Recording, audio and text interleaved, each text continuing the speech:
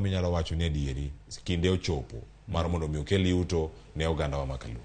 Dawach ni ohand rech en gold mine ma wan go kaka jo Nyanza, but en gold mine mokwa tigo malong'o.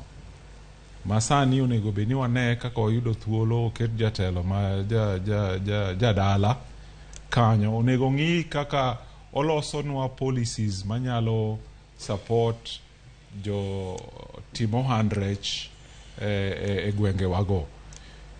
Ohand rech ber, inyalo ng'iyo local market no otende mantie mang'eny mag tourism mantie Kenya waka, ki supply fish e otende go te pod ok biromo.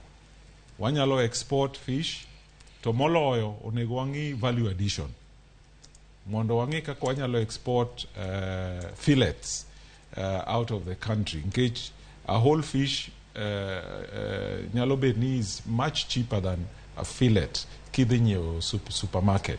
So magi opportunity mar fish processing monego bed ni sani wang'iyo mondo waket fish processing plants kuma rech wuoke. Koro onego bed ni wang'iyo that opportunity mondo watigo mondo jowa oyud tich. Rech en gold, to ok wang'iye, ok wati kode maber. King'iyo airport man kanyo, koko ni wadwaro export.